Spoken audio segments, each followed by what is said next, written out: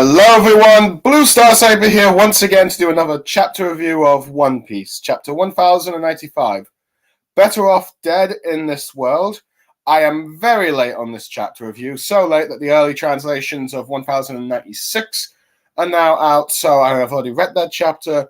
I'm not going to say any of the spoilers for that chapter, just for this review, and I hope to have tried and done this last weekend, but sadly I didn't have enough time, and I didn't think that with the hours I had, I'd be able to properly review this chapter.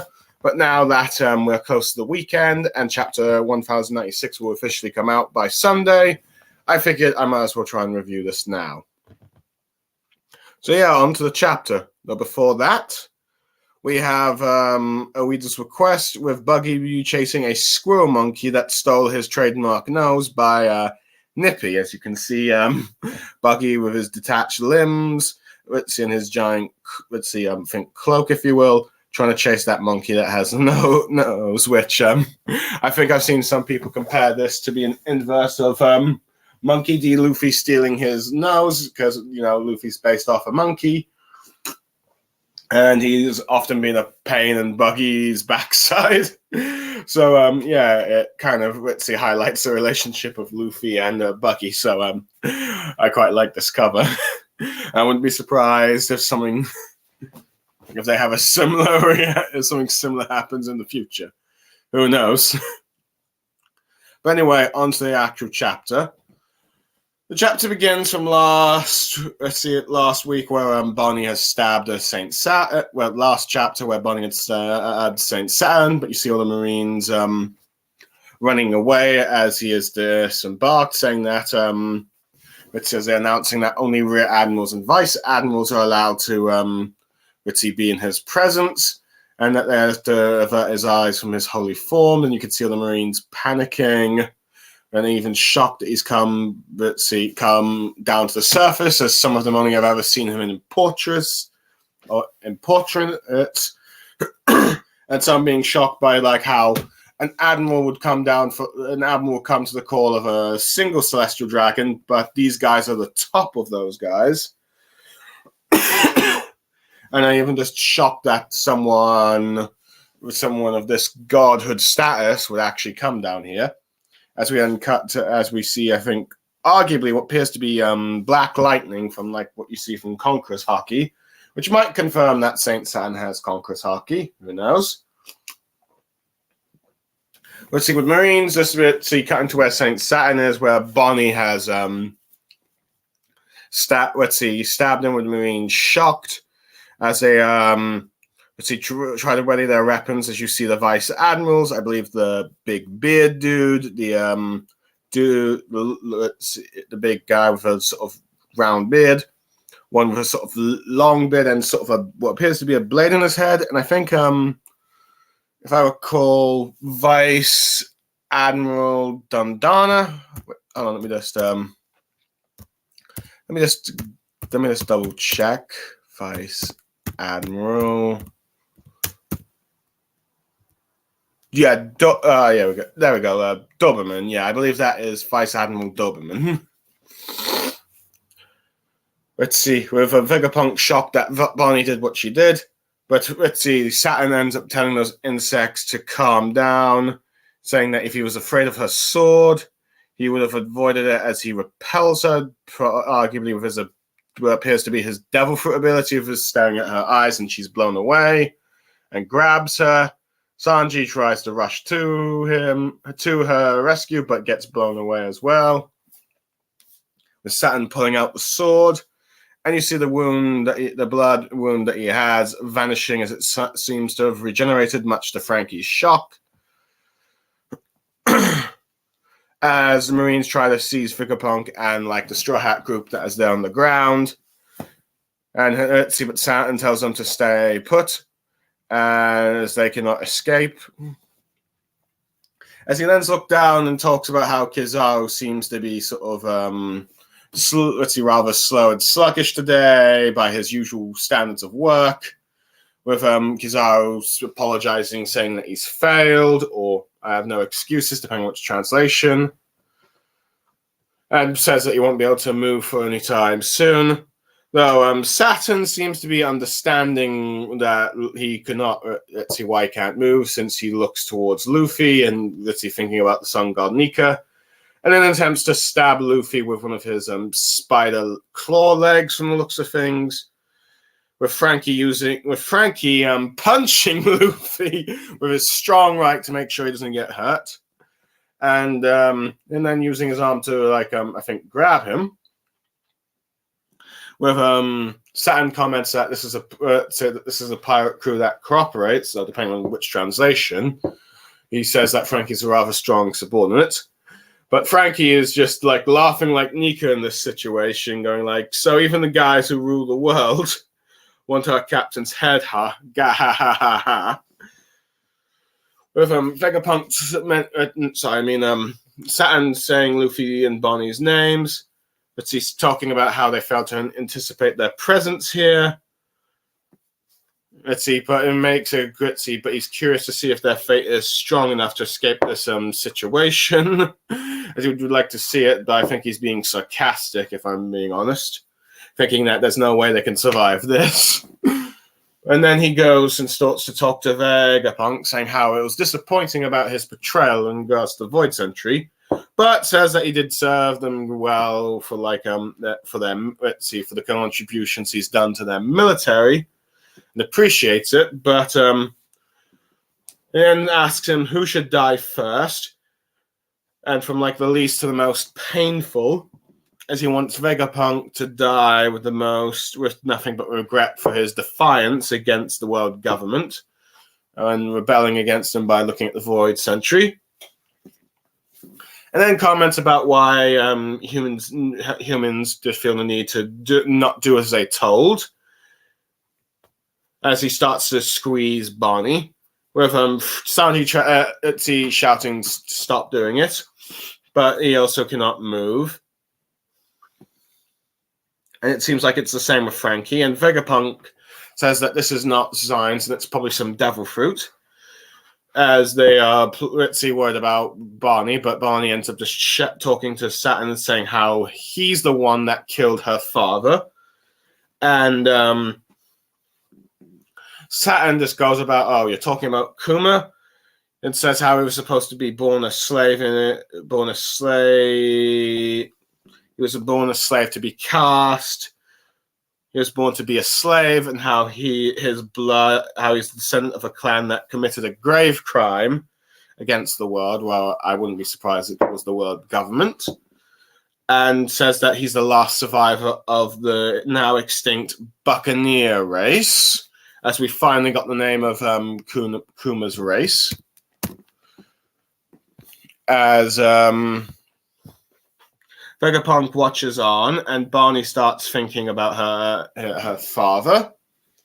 And hold on a sec. Time's full of cookies. As I'm just getting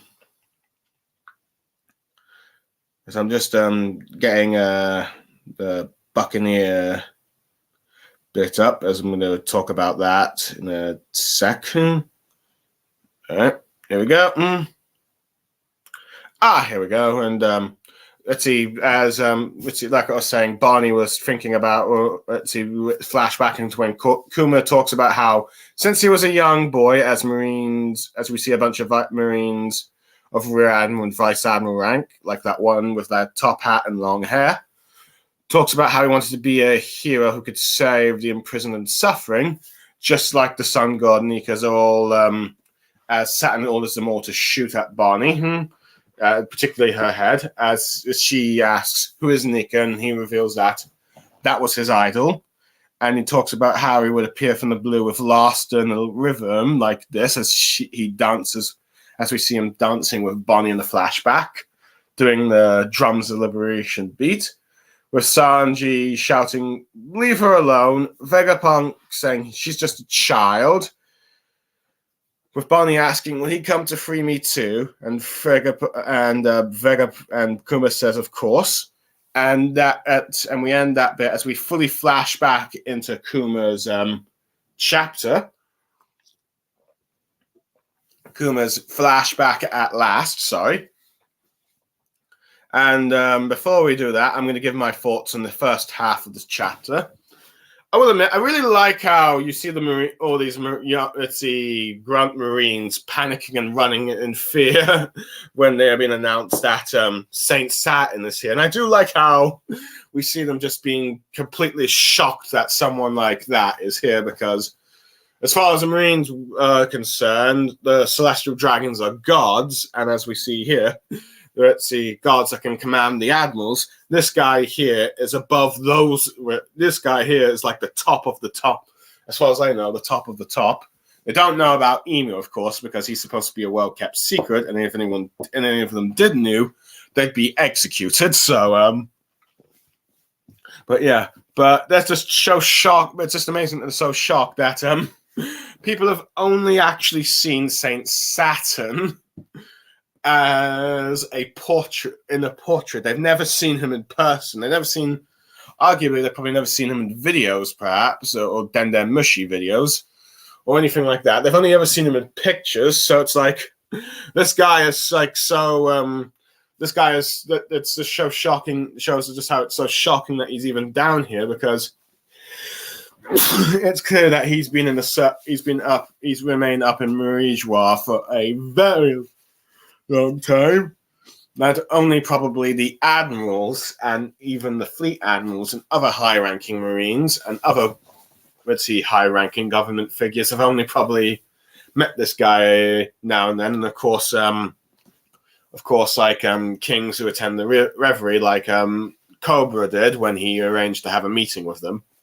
So yeah, I do like how the chapter just sort of just hypes up the presence of just like this one fella just being, this one guy just being down here and all that. So, yeah, and you can see that he really speaks like some sort of arrogant god when the Marines who are like there, the rear admirals and the vice admirals, who go like, how dare you attack his sort of like holiness, if you will. Or like the man who tops the world and all that stuff, and they're just shocked that Bonnie would do it. But Saturn is so, he's got arrogance in his sort of like Celestial Dragon beliefs that he calls them insects, even when they're trying to help him. But it's like, I don't need your help. And it really hypes up about, the stab he just got. This is like, if I was so afraid of a measly stab, I would have avoided it. As it's like, he didn't care. It's like you just see him. He doesn't really care. He just brushes it aside. As he pushes Barney aside, and it hasn't. Saying it really had no really effect on him, and you can see that because he can regenerate, which is arguably probably something to do with his arguably devil fruit ability, or whatever demonic power that he might actually have, depending on the theories you believe in. So it sort of hypes him up even more. And but honestly, Saint Saturn is really sort of giving that sort of Yonko level threat vibes here, when you probably felt with like Kaido and Big Mom. Okay, granted, Kaido and Big Mom, a sort of Amiga stab wouldn't really have penetrated them. You had to have very strong Haki or devil fruit abilities to do that. But it's like he sort of, even though he got stabbed, it's like, he brushed it off like it was nothing, sort of like the Yonko did. So whether or not Saint Saturn is on Yonko level, we do not know, but he's clearly powerful. And unfortunately for Sanji fans, once again, Sanji is being used to demonstrate the power of a villain, like with Britzy when you had one of Doflamingo's subordinates with Virgo. Fighting Doflamingo himself and against his Gemma siblings, and probably a few times in the pre-time skip, like with Skypiea, but to be fair to him, I think since Sanji has no idea what his abilities are, and he has no idea, and seems like just looking at this guy just seems to blow people away. Granted, I will give Sanji and Bonnie props, since they didn't have their heads explode like that one Marine dude that accidentally looked at him. So I think it's so impressive that he survived, and I wouldn't be surprised if Sanji does get his moment eventually, because Oda has, unfortunately, the habit of, at this point, having Sanji get his butt whooped now and then having his awesome moment. It's just that in the times, this took a very long time to have that moment when you had, like, between Fishman Island and Wano Country, if you ask me, but when he last got, like, a major victory against in a one-on-one fight, though, I guess you could count maybe, let's see, Sanji versus Oven as a win. But then again, Pound didn't know that. Then again, Oven didn't know he was getting kicked by Sanji. But yeah, but I wouldn't. But I think Sanji will get his moment again, and he did have a bit of a cool moment earlier when in this arc when let's see, Ash Shark punched him and he felt nothing. So and he looked honestly a lot better than Zoro and Luffy at that point. But yeah. But I do like how Barney is just like just tear-eyed and just so angry with Saint Saturn, and that goes to that bit of a revelation a bit towards the end of this part of the chapter. But yeah. But I do like how he's like, let's see, Marines are like, get Vegapunk, but let's see, Saint Saturn is so confident that he cannot escape that he just tells them to stand by and keep their position.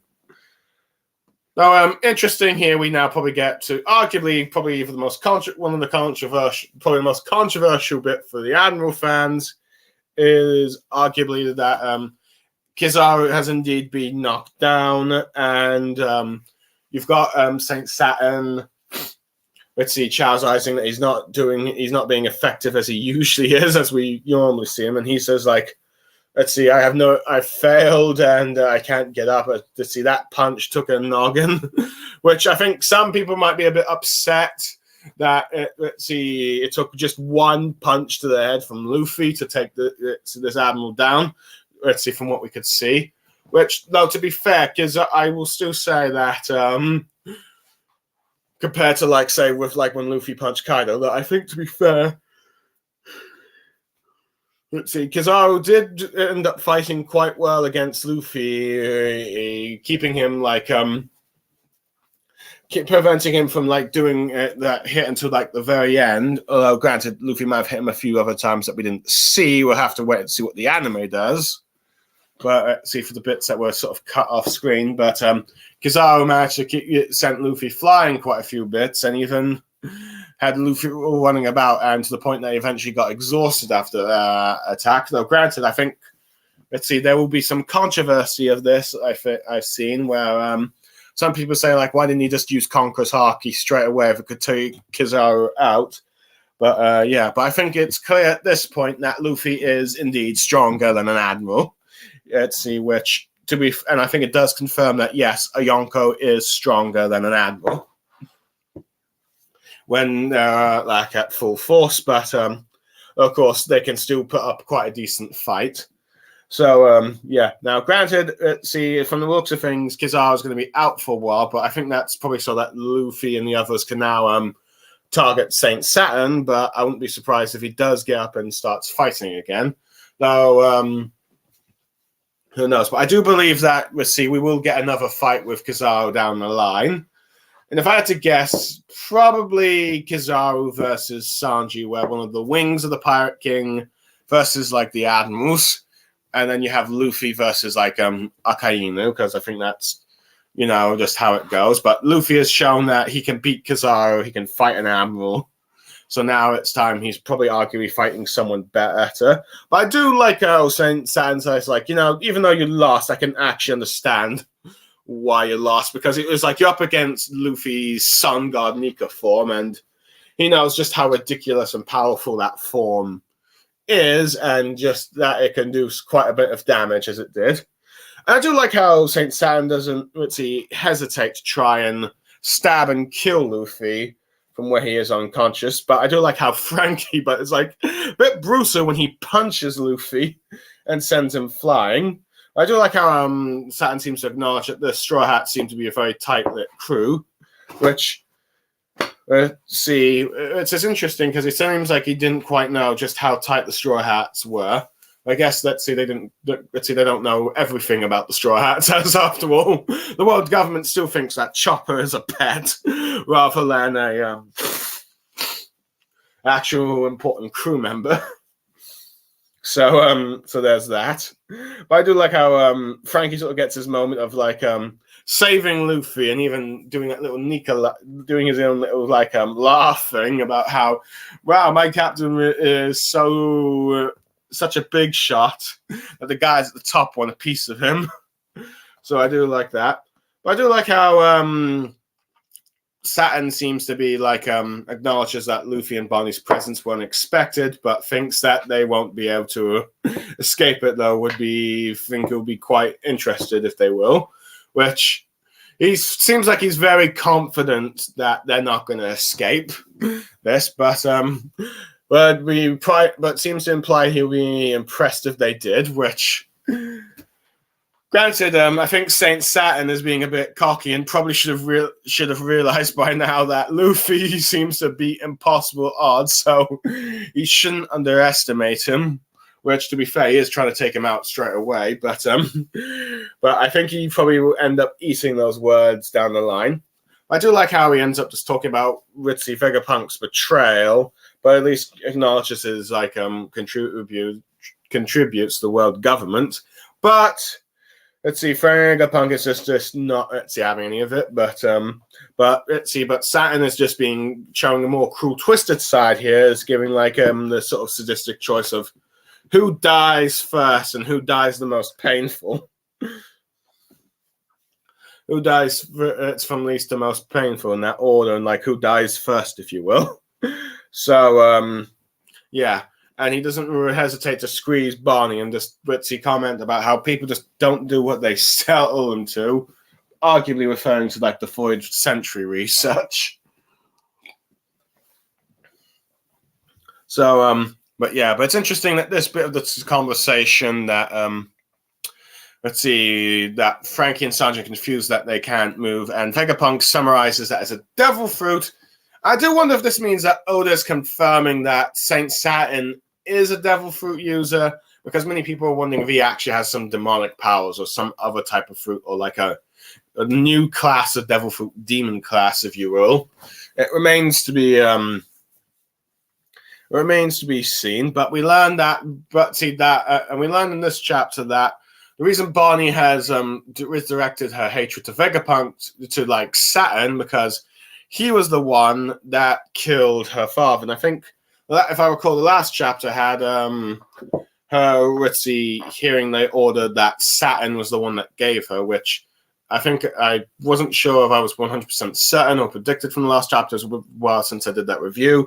But it is confirmed that it's Saturn that arguably is the one that gave Vegapunk the order to erase Kuma's Ritzy mind completely, if you will, and turn him into a full-on robot. So, But here it's interesting that we actually learn what Kuma's species is called, the Buccaneer people, and apparently they are, apparently Kuma may just very well be the last one, as he seems to believe that they're extinct.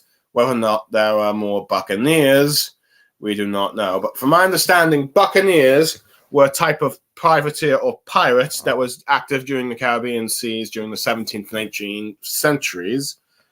Now, there was also, while the term Buccaneer was associated with piracy, it has also apparently, according to One Piece Wiki, it has referred to certain nomadic tribes of the Caribbean after their specific methods of cooking hunted animals. So there is like a sort of culture in real life to this besides pirates, but I can see why the sort of reason why Oda would use this sort of like species names. And granted, I've seen some people like King of Lightning not be a fan of the name, but I do think it's a little interesting that Oda's using the sort of pirate, what people usually refer to a type of pirate, as a species.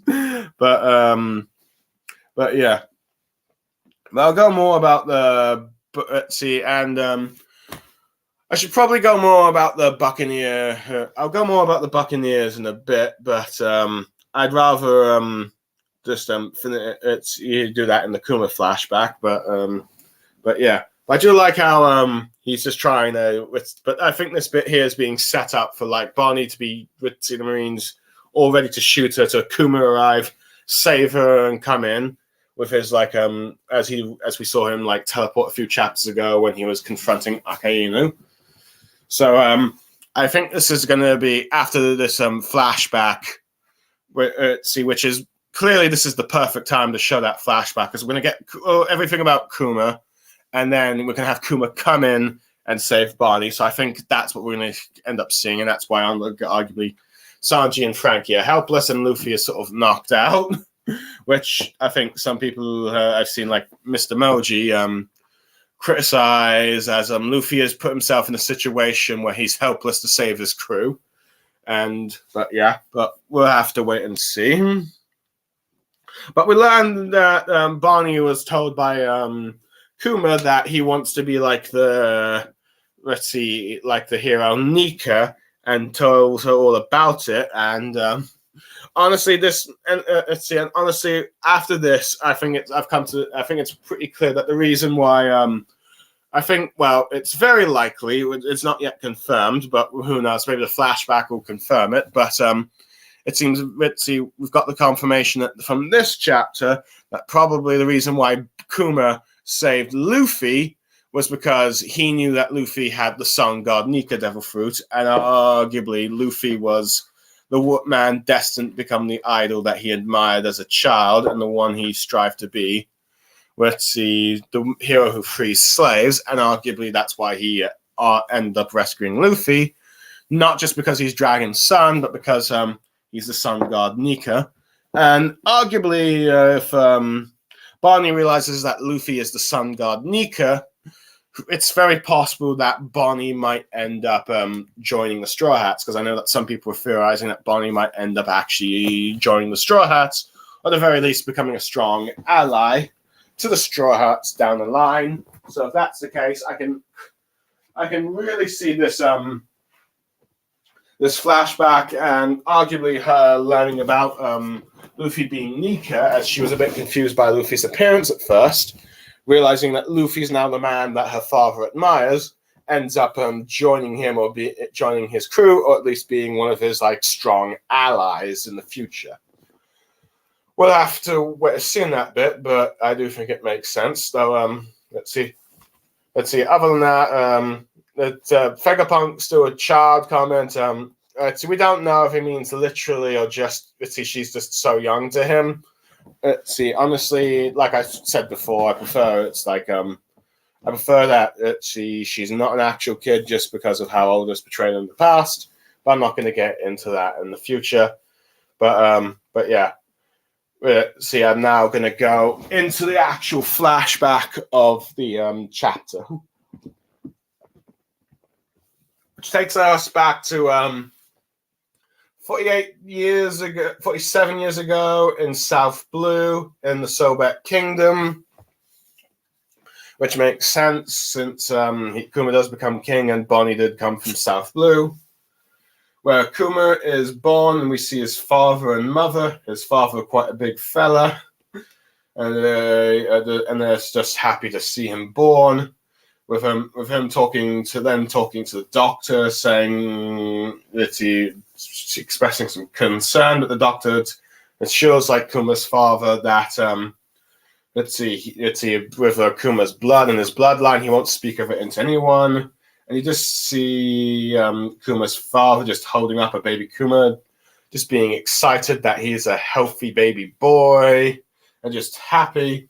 But then we cut to a bit. I don't know if it's just some point straight away or just some time has passed, at least in this chapter. As we see the doctor running, apologizing to Kuma's father, who we learn his name is Clap, telling him to run, and saying that the government agents have showed up at the hospital as he's apologizing. But you have realizing that the government has found out that Kuma and him are buccaneers, and the father you see him, Ritzy handcuffed and apologizing, trying to say that he's the one with the blood, not his wife and child. And just begs them not to take his wife and son and just let them be free.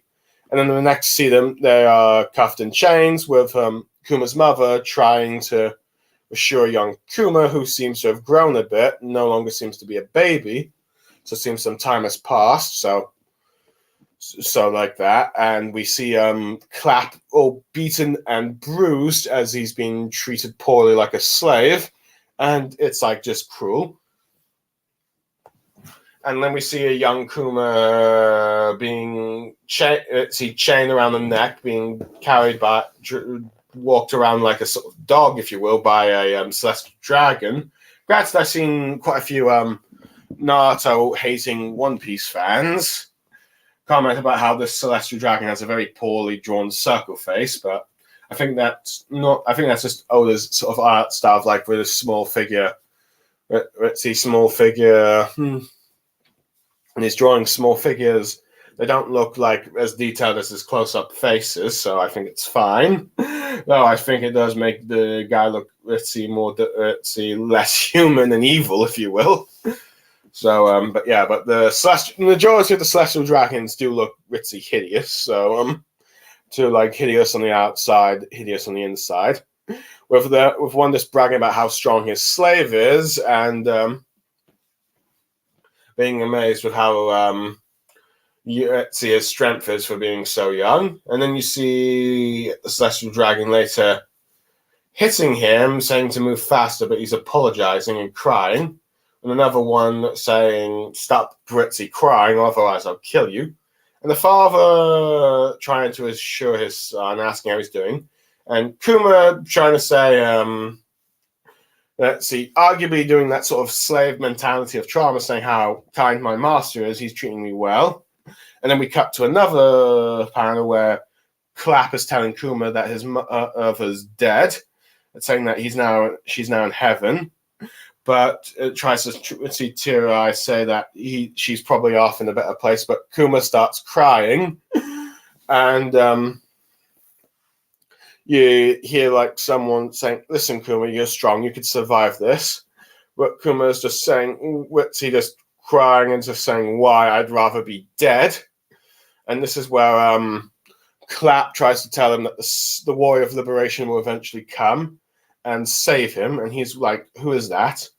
And Clap tells Kuma that he's referring to the sun god Nika, saying that he's a legendary warrior whose story is told throughout the Buccaneer heritage, and that one day he'll come and save them under the sun and free them to the sea.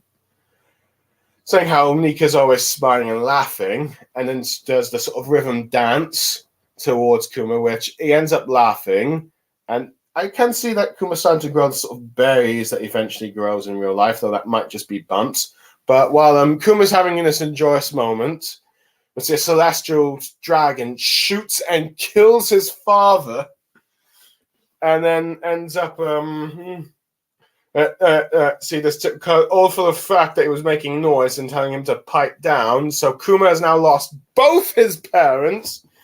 And just then we got cut to like 8 years ago in West Blue, and we learn that the Celestial Dragons have this 3-year event where they go to where they do this sort of great sport of hunting a native competition, where they go to a country and then kill the natives, and they've gone to the unaffiliated country of God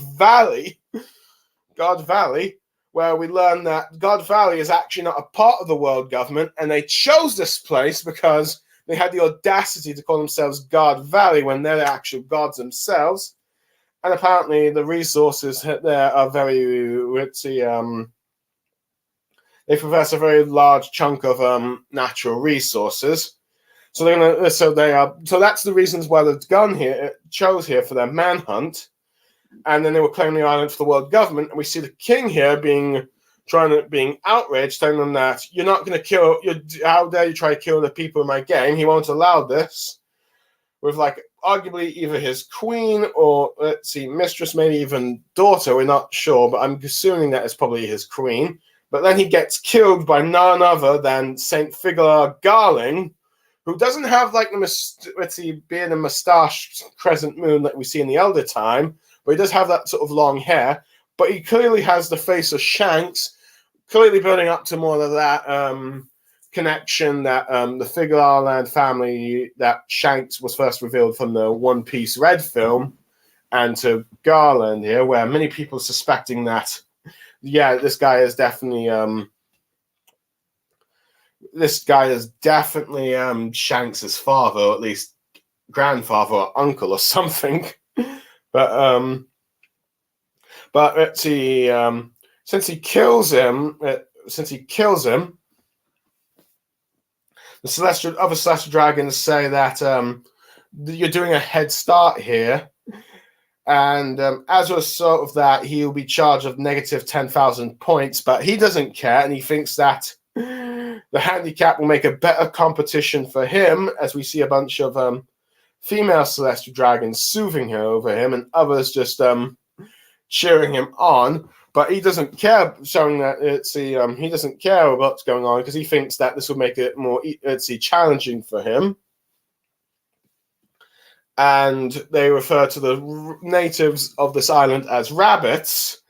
They're also bringing slaves and other criminals to the hunt who have been troublesome.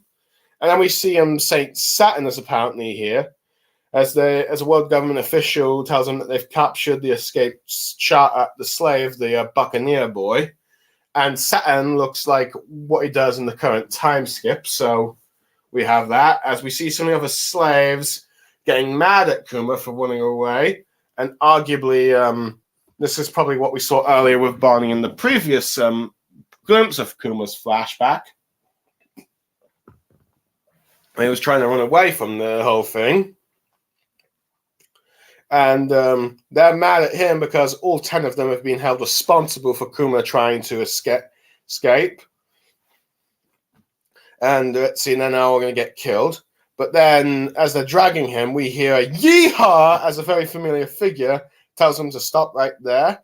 And they talk about, as he mentions, so you are the grand prize Buccaneer boy, saying that apparently he hears that he has giant's blood. As Kuma looks up, and we see a young Ivankov for the first time, where it's revealed he's a slave, where he does have a big head, but as a child, but not as big as his head eventually comes to be.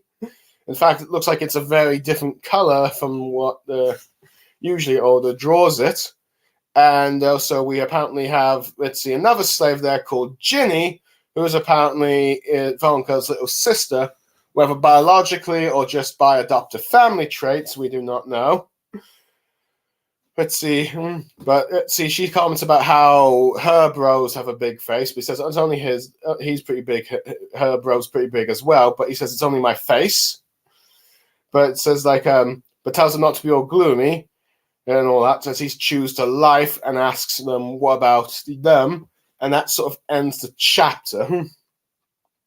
And boy, what a flashback that is. That has got to be this has got to be like the saddest backstory you can have. I think people normally say that Nico Robin's backstory and Law's backstories are sad, but I think Kuma's might just be as a tough contender. And that is saying something, because both Robin's and Law's had genocide in their chapters where their people were completely wiped out by the world government. So, yeah, arguably for different reasons, but yeah.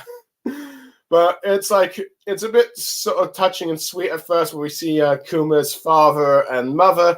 Well, interesting that his father is a member of the Buccaneer race, but his mother is just a regular human. So it seems Kuma might be either half Buccaneer, or I'm not really sure how the sort of human Buccaneer relationships sort of intertwine and all that stuff. We know if humans and fishmen get together, they get half fisherman hybrids, and same with giant and fishman. But we don't know whether or not for Buccaneer, since Clap has Kuma and he's Buccaneer, and then Kuma's a Buccaneer. But Kuma arguably had Bonnie, and she seems to not be regarded as a Buccaneer and instead is regarded as a human. So it might be possible that the Buccaneer tribe and the human, the Buccaneer and a human, when they get together, it's 50-50 if it becomes Buccaneer or human.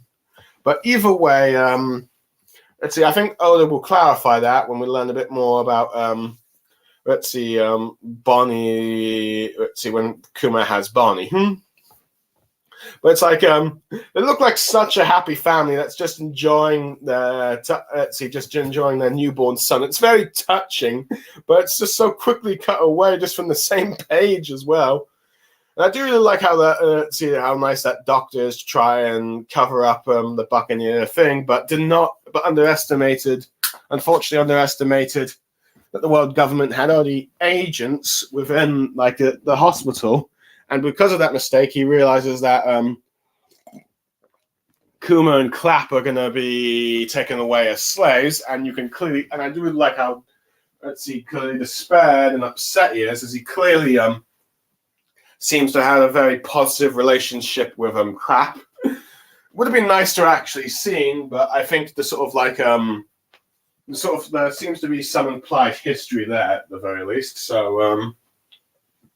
Who knows? Maybe we're lucky when Kuma inevitably escapes, he will reunite with this doctor again. We'll have to wait and see, but who knows? But we'll have to wait and see. I mean, after all, Kuma does eventually become the king of this kingdom, so we'll have to wait and see where that is. But see whether or not Kuma is the I think with the way from what we could tell with the way the mother's dressed, she might be some form of nobility, or she might just be at least some sort of that she's just dressed nicely. We have to wait and see. It'll be very curious to see how Kuma becomes the king of this place. But it's like just like Kuma seems like just be born, or at least just when he's just like ends up being a small child, he ends up just being ends up being a slave. And it's like just born and only just like a few years into his life, he's been dragged into slavery just because of his race. And we end up seeing how he's treated as a slave. And arguably this chapter is probably the first in-depth that we see of how a slave is treated in One Piece. I mean, we've seen glimpses of it with like Shadowbee Archipelago, and we see people talk about it like in Fishman Island. We see Amazon Lily with Boa Hancock, but we actually see just firsthand the full-on cruelty of a slave, where we see the Celestial Dragons just going like, ooh, look at how hurt-handed a slave is, but then beat them when they're either too slow or start crying. And you see the sort of mentality Kuma has of saying, ain't my slave my master kind. He's probably learned that saying any bad talk against their master would probably result in either whipping or punishment, or even maybe death when his father tries to check on him. But he just eventually ends up breaking when he learns his mother dies, and he's just like, arguably this is the bit where the title of the chapter is based on, where he just like wishes he was dead after hearing his mother's dead, because he just cannot comprehend that as a child.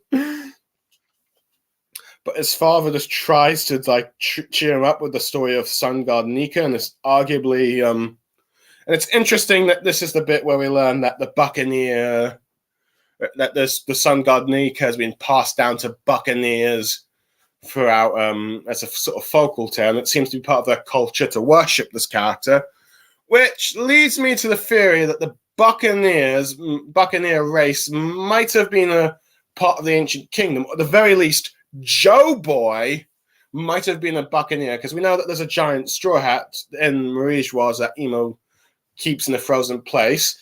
And people have wondered if perhaps Joe Boy was a giant, but since this chapter revealed that Buccaneers apparently have the blood of giants, which makes me wonder if there's some sort of like hybrid of humans and giants, or let's see, there's like or they're a human tribe that's sort of big but have not as big as giants, but at least have the strengths of giants. But granted, I think it would be a bit confusing since there's always been like giant humans, and surely not all of them have been Buccaneers. Though I think some people are wondering, is Whitebeard a Buccaneer species now? Who knows? Maybe Oda will reveal that, oh yeah, Whitebeard was a Buccaneer. But who knows? That'll be quite interesting. But I think some might view that as a retcon. Who knows? But yeah. But it's interesting that this is where Kuma has learned about it, and arguably this is the last thing his father's ever told him. So he wants to be. So arguably he's very strongly about the whole Nika thing. But it's just so sad that, let's see, his father's telling him the story and laughing and ends up getting shot as a result of it by a celestial dragon because the guy was making too much noise. It's like, it's just like Kuma's just like, it just gets more miserable and miserable. First he's born and then only at best a few years, ends up becoming a slave. His mother dies and now his father dies, trying to give him hope. It's like he's lost everyone, which might be what led to like that little scene we saw of Kuma running away in that brief bit that Bonnie saw beforehand, and why he ends up being dragged up to this next bit here, which, granted, I will admit, but it's like the world nobles here are just so petty. It's like, slave makes a noise, they kill him. It doesn't matter, or it doesn't matter if they're a buccaneer or not. They'll still kill him because, well, they're just so petty of hearing the noise. But yeah, but anyway, when we get to like the 38 years ago, this is arguably the bit where people end up hating the celestial dragons more than we ever could, and Oda's made it very clear in this arc just how unredeemable they are. I mean, the first glimpses of like the stuff with Sharlos and trying to keep kidnapping Shirashi and like all those arrogant nobles being mad at the guards and slaves for what the revolutionaries did. And then having them with the Guards Knights killing Molsgard, the one decent world noble, and now this chapter, I think it's clear that Oda's saying that there is no hope for these lot, and we learn that they do genocide as sport for 3 years. I mean, this is arguably probably the worst thing we've seen them do. They just go to an island that is not affiliated with the world government, and they just kill off the natives there for a hunting sport game just because they can. And apparently they do this every 3 years. We don't have no idea how long this tradition goes back to, but given the fact that the world government's gone for 800 years, been around for like 800 years or near 800 years in this time period, let's see, they clearly have done it at least, they might have done it at least over 100 times at the very least, and that means they've probably killed so many island natives and then just take the territories for themselves. It's just like awful. And honestly, it seems to be based off of these genocides that you see what happen in real life in the world. Granted, I don't think there's ever been a country that's done a genocide for sport, but just generally, it's like this is arguably what you've seen genocide probably like countries throughout the world, where in one country wipes out a local's population to take their lands and their resources, as we see here. And this is the biggest twist about God Valley, is that we thought that God Valley was a sort of sacred holy land of the world nobles, but no, it actually had nothing to do with them. It just had the name, and they were just so petty about that they just chose the island and then just decided to take their resources afterwards. So it makes many people then like wondering, you know what, Rox, if you're coming in here, we're rooting for you, and take out as many of these scumbags as they will. I think we had a lot of people go, I think even some people question, is Rox really the bad guy here in this? But granted, we don't fully quite know all the context of why Rox ended up coming here in this chapter, and why eventually you had Roger and Garp teaming up to take him down, and having Garp and Roger protecting the Celestial Dragons. But granted, they were also protecting the Celestial Dragons and their slaves, so I wouldn't be surprised if Garp and Roger sort of teamed up and they allowed some of the slaves to escape or something. We'll probably have to see context of that, but We know that Garp absolutely despises the world nobles, so there's really clearly no way that he would approve of this kind of thing. But who knows? But we'll have to wait and see. But I mean, kudos to the king of this island for let's see, trying to stand up to the Celestial Dragon, saying that, I won't let you kill my people for sport, but then ends up just being killed, and then we end up seeing, Saint Figarland with his young appearance, and like I said, he looks like a young Shanks. So yeah, I think the theories of him being Shanks' father is getting more and more confirmed as we see him more in a sort of dressed like some sort of actual proper knight. He doesn't have the sort of glass bubble as the rest of the Celestial Dragons do. So he doesn't seem to mind breathing the air at the very least, or thinks he's so godly that it doesn't affect him. We don't know why that we'd see, but he's clearly a holy knight even back then. Granted, he doesn't. It's maybe possible that he's not yet the leader of the Holy Knights. We do not know. It just in the introduction just has him as Holy Knight rather than leader of the Holy Knights. So there might be another leader here, but at the very least, he seems to be a very strong and capable champion that seems to have very much admirers from the world nobles already here, as we see a bunch of female world nobles swarming over the guy and thinking that he's clearly handsome. So he's clearly popular amongst the world nobles, but to just show just how cruel this guy is, he ends up killing. He doesn't care about how he killed the king, and then being deducted 10,000 points for just doing an early kill. But he says that's fine, as it thinks that it's a fitting handicap to make the competition more challenging, implying that we know that this guy ends up becoming the champion of God Valley. It seems that he ends up taking so this bit implies that. In order to ends up being the champion, and with this handicap, he ends up taking the lead by killing a massive number of people. So who knows? He seems to have killed a massive amount of people here in God Valley. So it's he might end up just being the worst one here on this island. So it's if this guy is Shanks' father, it's no wonder he'd probably prefer Roger as his Gold D. Roger as his father figure, and arguably probably doesn't want to do anything with the Celestial Dragons, except maybe that one meeting about a certain pirate. But let's see. I think Luffy would be horrified. I think Luffy would be horrified at the idea that this guy is Shanks' father. But who knows? We'll have to wait and see if he is. But yeah. Or if they ever do encounter each other again. I am curious to see who Figarland will end up fighting. Let's see. I think some people figured he might fight Zoro, maybe Luffy. Though I wouldn't be surprised that if he ends up being an opponent for Kid, just so that Kid can have some sort of rematch against a Shanks-like figure, but not Shanks himself. But that depends if Oda actually is going to try and bring back Kid, which I'd be up for it. But yeah.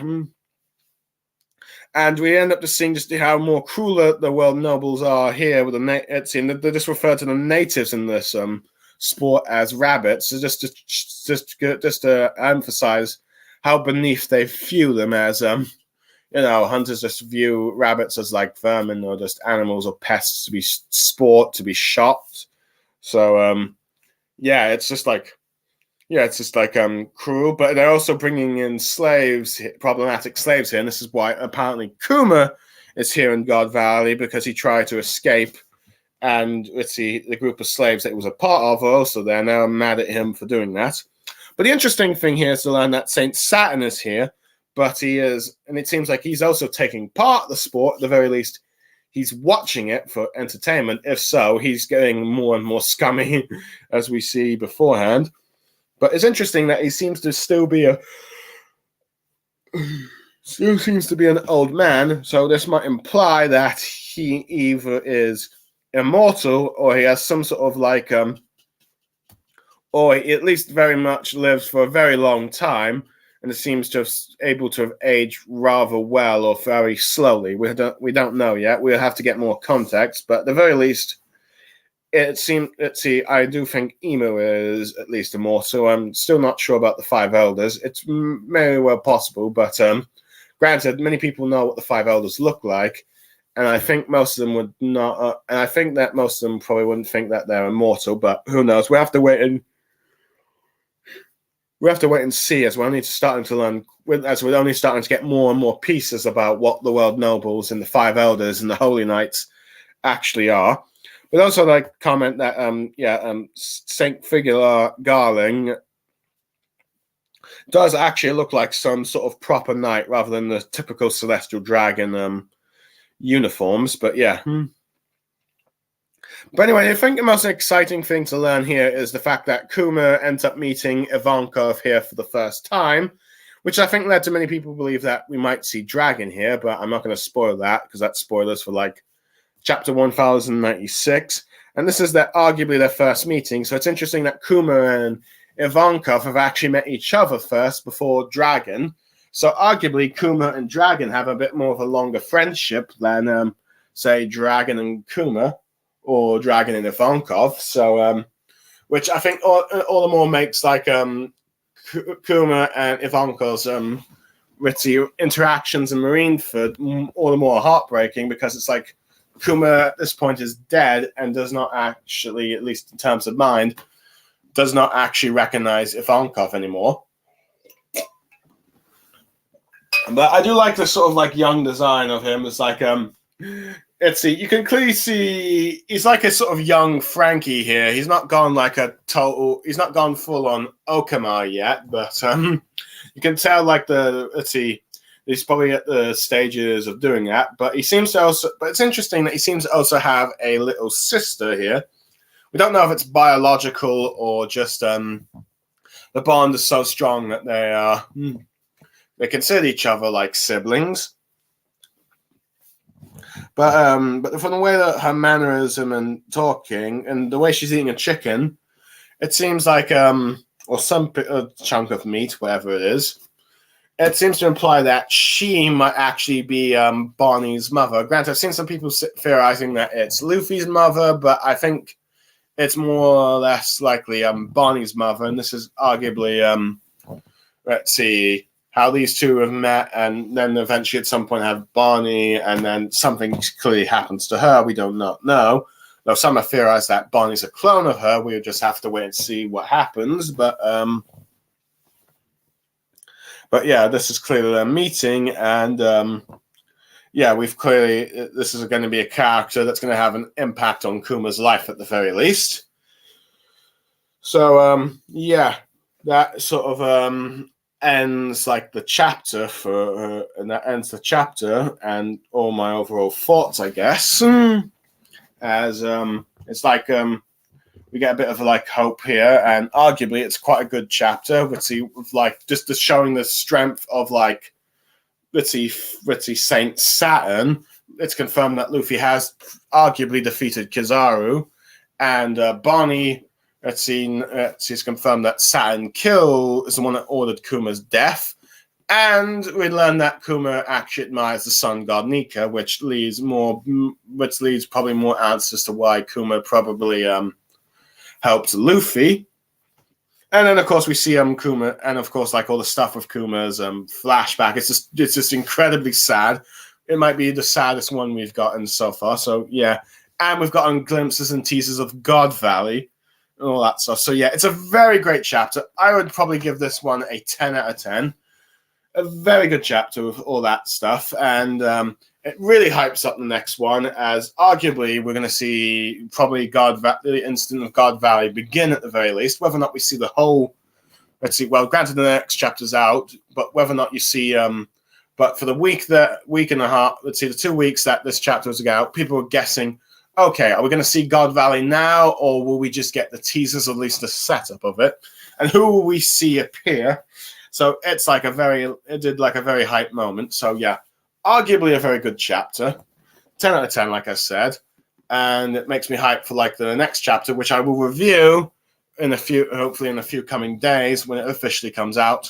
But for now, I am Blue Star Saber signing off. Thank you for watching and listening to the stream, and I hope you enjoyed what I had to say. Goodbye for now.